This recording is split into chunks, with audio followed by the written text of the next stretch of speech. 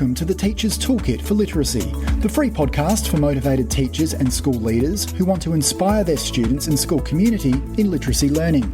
Make sure you subscribe to the show on your favourite podcast player, and for more amazing literacy resources, check out the show notes provided with every episode. Hi, I'm Sharon and I'm the host of A Teacher's Toolkit for Literacy. In every Toolkit episode, we bring you specific resources, tools, strategies, tips, techniques to help you in your job as a teacher of literacy. Firstly, we acknowledge and pay our respects to the Kaurna people, the traditional custodians whose ancestral lands we gather on. We acknowledge the deep feelings of attachment and relationship of the Kaurna people to country, and we respect and value their past, present and ongoing connection to the land and cultural beliefs. And welcome, Phil. Thanks, Sharon, and welcome back to part 4 of our podcast, Enjoy. And she said, well, they don't. They just write everything all mixed up together. So that's when I understood that she didn't know, she doesn't read the white spaces. Yep. So she doesn't know, she's not even reading the punctuation. She's not reading when something would be indented when someone speaks. She doesn't know that the white space at the end of a sentence and a new sentence starting on the next line rather than there indicates someone else is speaking.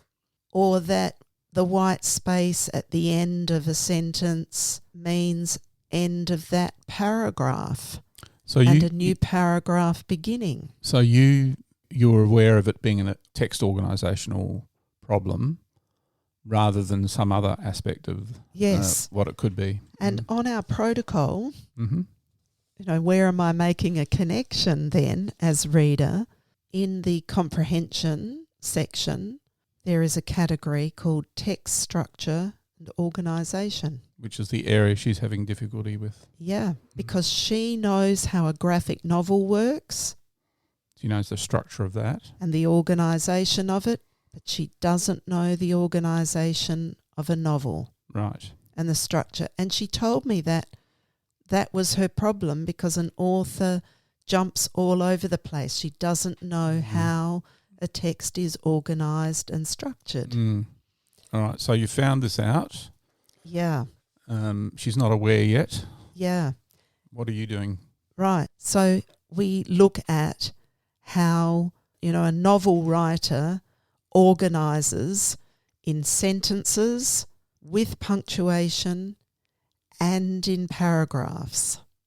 So we look at, and she said, oh my God, like how long is this paragraph? In a graphic novel, that would have been, done quite short. And I said, right, so what's the job of the writer in a novel? They are providing you with the image in words. Everything is done through the words, not through anything graphic. So it's a long paragraph, but that might still have taken, here on the page, it might have taken, half a page, but that might have been 3 pages in a graphic novel of illustrations, of graphics and text. So I said, so we read this differently. It's still giving us a story like a graphic novel, but how we read that. And so then, honestly, it sounds like all of these conferences have gone off for 7 hours. But, for this, now we're starting to look at, all right, how do we know someone is saying this? It's indented, and I don't know that there were quotation marks, but it did say who was saying it. She's, right. Now, these were all features of the text that she really hadn't noticed before. So this same sort of thing is right now. We need to be reading this and everything is being given to us in words. And we need to use the white spaces. So we looked at, right, so this paragraph, let's think about what's happening in this entire paragraph. So that's what we were able to do. Just get her into. So what was her goal? When I'm reading a novel, I need to use the organisation, of sentences and features of punctuation to help me know what the writer is saying. And that was enough for her. And then she knew how it was organised. Yeah. And then she could... And she needed, an opportunity to practice that. But the awareness of what that was about was like lightning. A jewel box had just opened up. You wrote down in her words... Yeah, what the goal was. Cannot be 100% sure what it was. Haven't got these sitting in front of me anymore. It was that young man with the 4 words that he couldn't read before. I just remembered his strategy goal was about reading words and, if they're not sounding right or making sense, why is he correcting them? In his own words, he said, to make my reading come to life. It's just blah, blah, blah, blah, blah. Yep. Otherwise, and he could say, that will make my reading come to life. Fantastic. Yeah. Now, this girl said something very similar. It was around, now it's come to life. Yeah, yeah. Now that gets me into. Now, so in having a debrief with the teacher, she said, okay, I've just made an enormous connection. When that child is writing, they never use paragraphs. There's that writing connection. Yeah. Yeah. She said, and I have been, banging on about how would she know?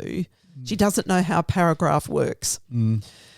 So that is actually why the listening to reading, watching while writing protocol is that reciprocal nature is important. So here in comprehension, we are reading for text structure and organisation, and we are writing with text structure and organisation.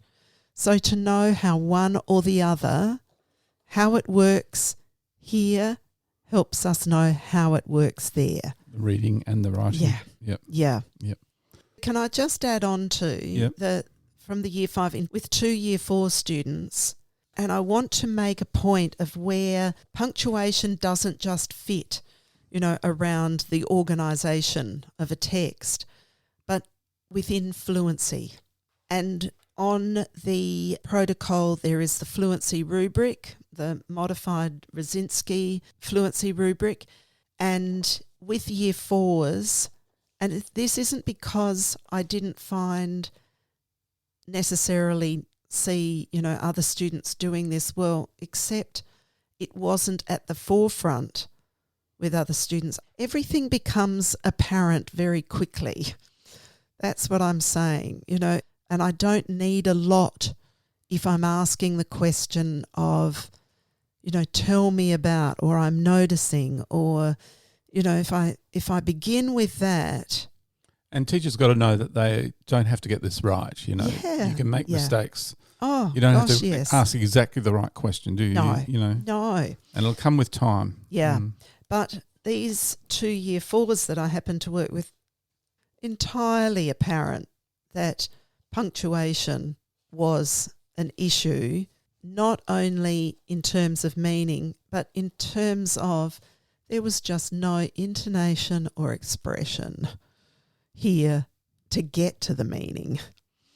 So, so for both of those things, so what I just wanted to say was that the protocol can actually give us, but it does take some looking around.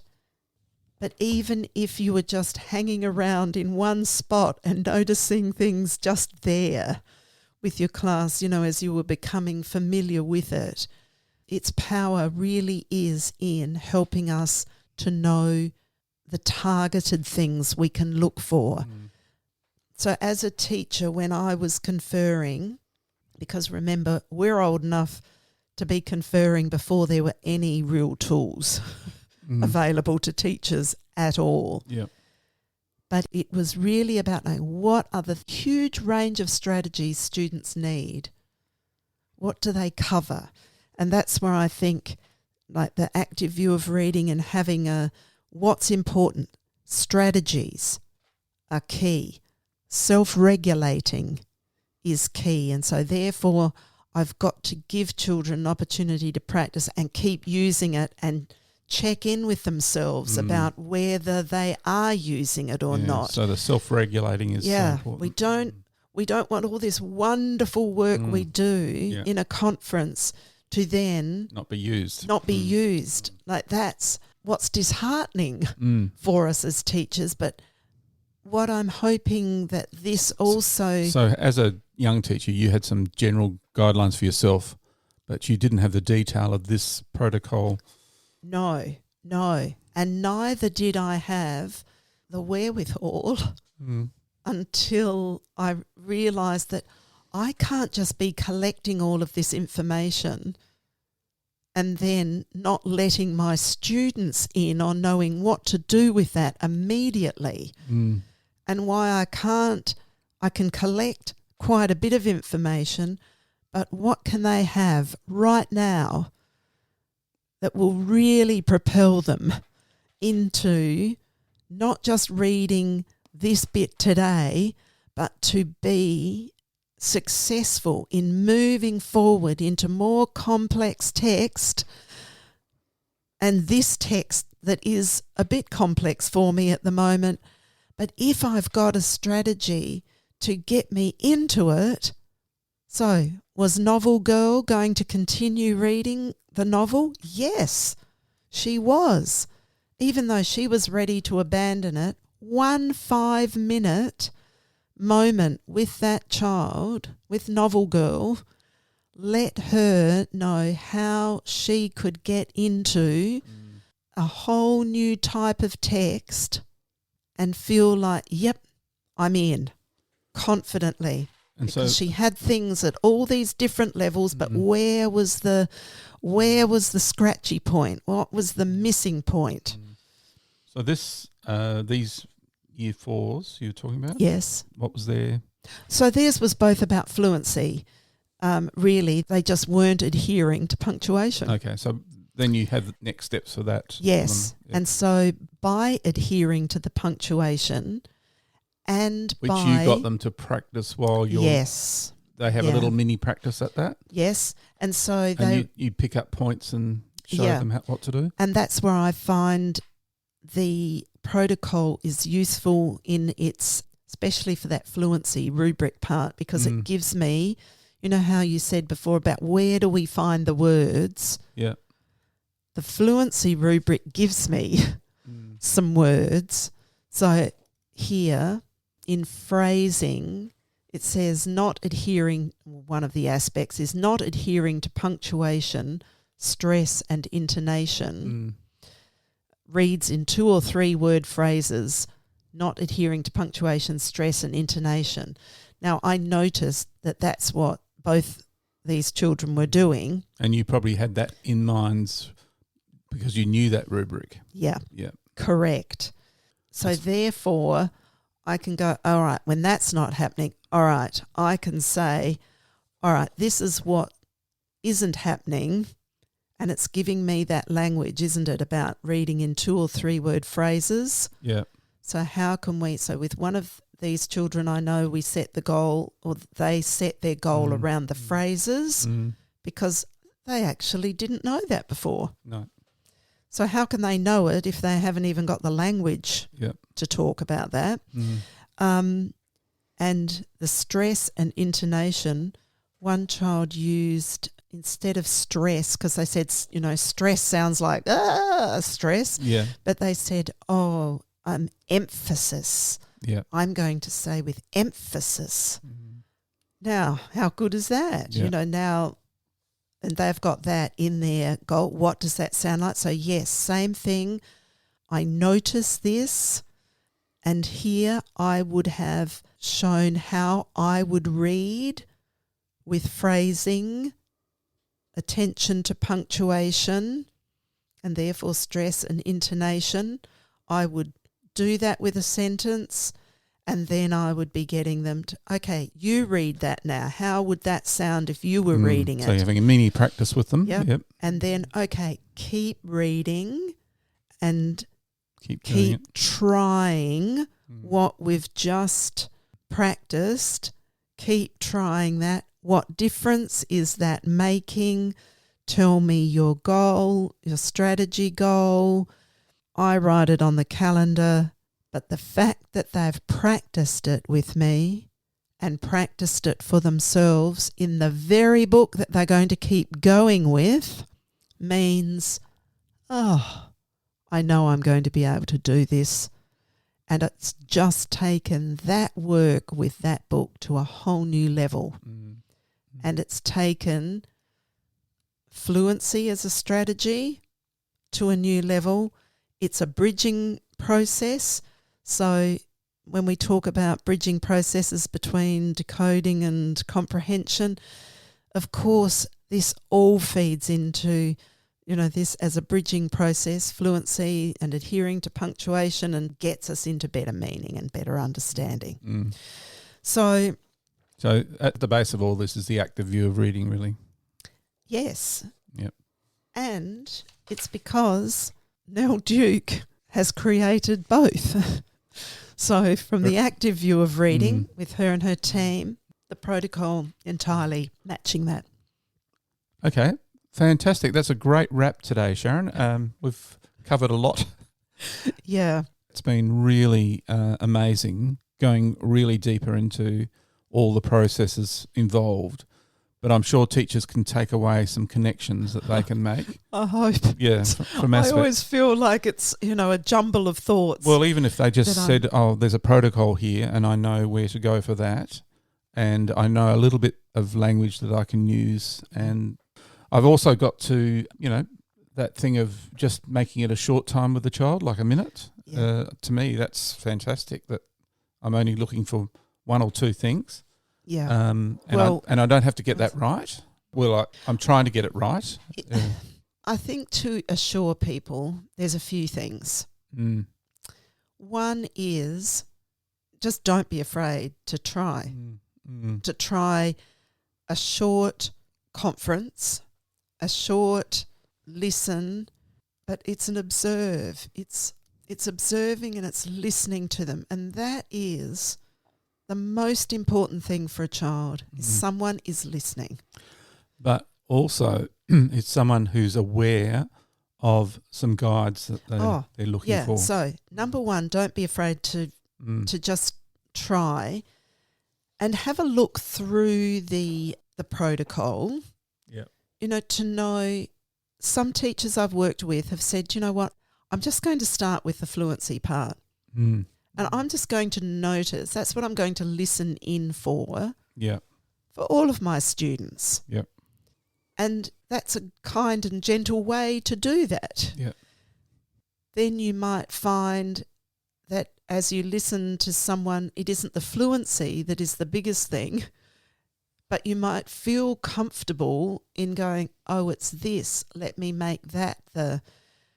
But I think whilst it might look overwhelming, there is a real richness of things we all learn from doing it. And you're actually learning more about how children learn to read.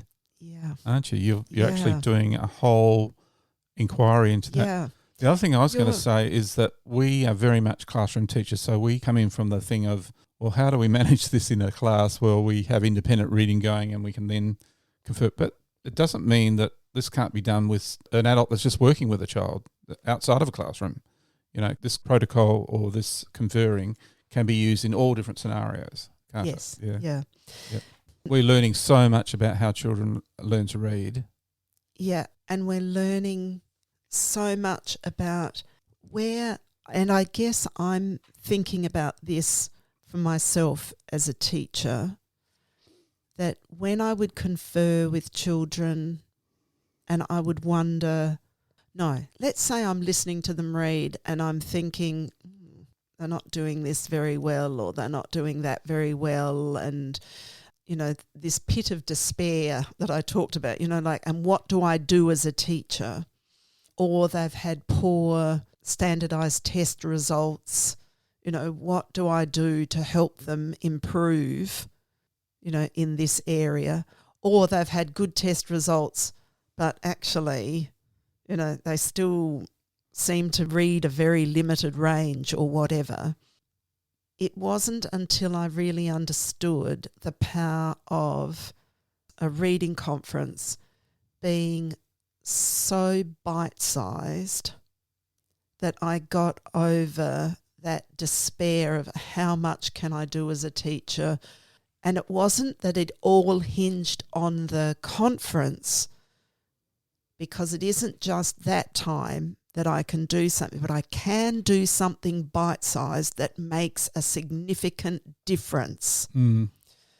But it also informs me much better about how to make a strategy, an explicit strategy mini lesson, how to make it so tight and so bite-sized that it has huge impact. Do you know what I'm saying? Yeah, that, the overwhelm of how much I found myself saying at times, but they don't know how to do this and they don't know how to do that and they're not doing this and they're not doing that. It's just not helpful to either them or me. It's just In fact, that process you're going through in the mini lesson, you're doing in the conferring. The conferring is a micro of the mini lesson, but it's the same process. If we said the conferring was that, observe and listen, model, teach a little something, model it, and have students practice it, and then reflect on how that worked and say, right, this is my goal and this is what I'm doing. That's how I determine my reading workshop. Yep. My mini lesson is determined by what I've noticed. And can I just say that there's an even bigger thing going on here, and that is the child is learning a process of how to work out, I've got a problem, here's a strategy I can pick up on, and I can then apply that myself. Now, if you've got children who can do that, who are self-managing in that, then you have just opened up a Pandora's box of strategies and skills that your class can be covering. You're not just doing the mini lesson or the conferring, you're also enabling the child. Yeah. And building to take that further. Yeah. And building in some real reason for using those strategies. Yeah. For a child to see how, that's why in the conferring, for them to try it and to see how it is working right there, and to be able to talk through that going, well, the writer, they just jump all over the page, right? To solve that and to move along, and for a child right then to go, oh my gosh, I see how that works. That's right, it's working. And same with a mini lesson. If we are saying, okay, in your reading today, practice, see how this works. That's part of the question that or the prompts that we're giving is, see how this works. How did it work for you today? Turn and tell a partner, how did it work for you today? And if we're not giving them reason to use them and to reflect on and self-regulate how they are working. And, I'm just making these connections as well, like that little mini practice that you give them in the conferring session. You're giving them that little mini practice in the strategy mini lesson as well. Yes. They need that mini practice time, and then you get some feedback. Oh, how did it work? Put up your hands. Who did that work for? Or how did it work? Or how did it work? Yeah. And teachers that have the anchor chart book, have got, here's the strategy, and then as students say, oh, look at how that just worked. and that, that we chart further examples or how this is working or what that enabled us to do, in these jottings, and is just catching, what it's doing is catching the thinking. It's making them real. We've either said it aloud or we've written it.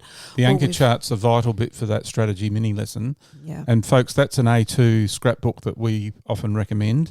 And you can get it at a stationery shop, but we'll put a link to that actually, because we just find that anchor chart in a A2 scrapbook where you've got the recordings of what's happening in those strategy mini lessons, but you can go back in time to previous lessons you've done, and the children can flick back in time into those lessons you've done, and you're then reinforcing that learning.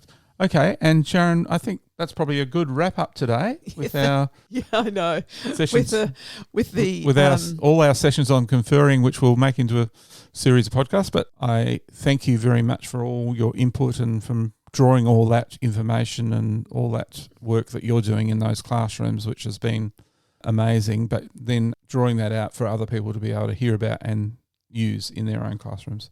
Yeah, well, it's a privilege and a pleasure. Yeah.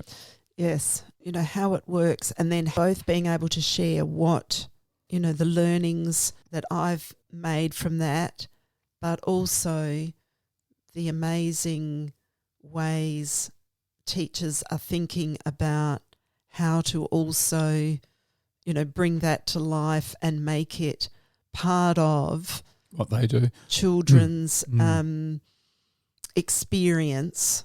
Not just something that happens to them every now and then through a conference, but, how the marriage of all of these things does go together. It does. In an absolute strength and efficiency of that, even that reading, writing, connection strength and efficiency.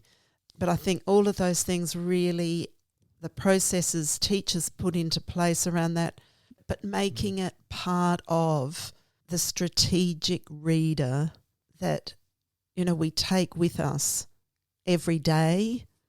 We just keep growing as more and more strategic in our reading, and how exciting that is. Yeah. How powerful that is to go, oh, well, I know this for this, and now, wow, now I can. And I'm just saying that because the year 3 to 6 time is still an enormous time of reading growth, across all of these areas. Thank you, everyone, for being with us over these sessions, if you've been with us in all the sessions. And we'll say bye for now. Bye. Bye, everyone. Thanks for listening to the podcast. To make sure you don't miss any literacy learning tips and insights, please subscribe to our show on your favourite podcast player. At Q Learning, our literacy specialists draw on over 30 years of teaching and international consulting experience to deliver world-class learning solutions. We equip, empower and support teachers to become their authentic selves. To find out about upcoming webinars and about how Q can help you and your school, visit qlearning.com.au. And you can get even more amazing teaching resources right now at teachific.com.au. Stay tuned.